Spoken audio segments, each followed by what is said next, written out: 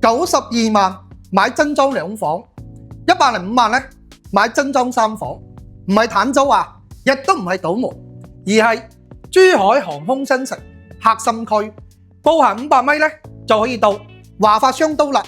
嗱，如果你嘅預算啊啱好係卡住100萬左右，想要生活配套完善，對環境咧又有追求嘅，得閒淨係考慮咧上嚟珠海度假，或者係以後咧退休生活嘅，粵海十貴府啊，絕對係一個值得對比嘅樓盤。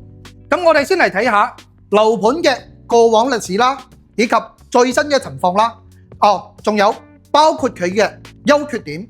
咁睇完呢條片咧，你又知道啱唔啱自己啦。首先，粵海十貴府係2021年6月咧首次開盤入市，當其時啊，記得開盤均價咧係高達25000到3萬蚊嘅。咁依家咧屬於尾盤親盤階段啦。咁單價咧只需要13000到17000蚊，對比高峰期啊，幾乎係打咗5折。咁樓盤咧一共分為3期開發，咁佔地咧係6萬方。咁1期、2期咧係賣晒㗎啦，依家咧3期剩低少量嘅尾貨，總建築面積咧25萬方，住宅嘅容積率2.77。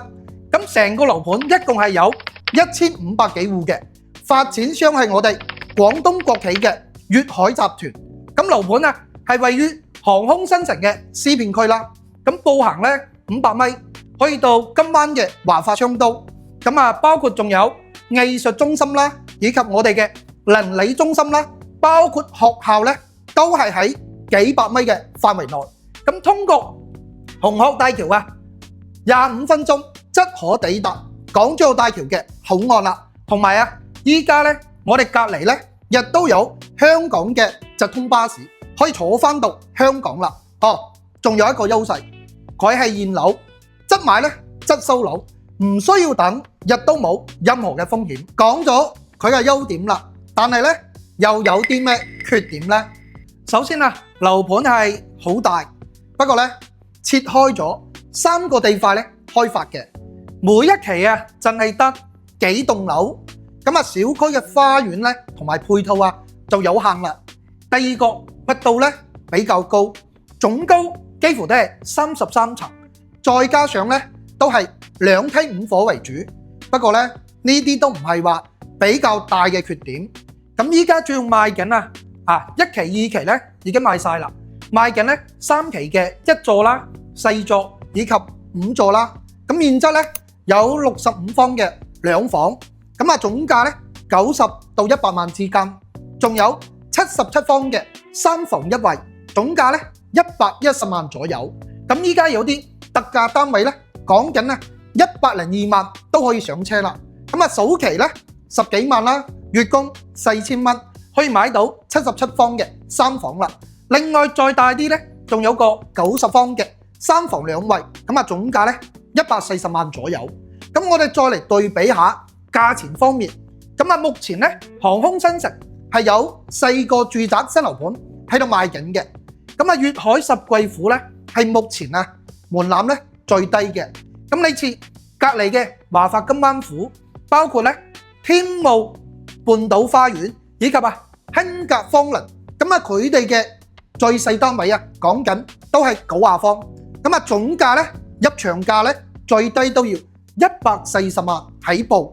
咁如果你嘅預算啱好係卡住咧100萬左右，咁想要咧買嚟度假，或者係以後養老嘅，住嘅人唔多咧，其實2房或者3房都足夠啦。雖然100萬你可能去島門、去坦洲比較差嘅地方咧，可以買到一套咧比較大啲嘅3房，但係咧生活環境同埋配套嚟講咧係冇辦法同航空新城依家對比嘅。咁呢度咧你出門幾百米，咁有商場啦，有街市啦，有公園啦，同埋仲有學校啦，呢啲全部都齊晒。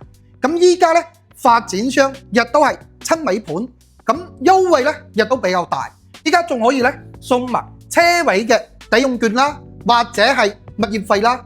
咁如果咧對呢個樓盤有興趣嘅朋友咧，可以評論區留言粵海2個字，我將資料咧價單咧鋪圖發俾你。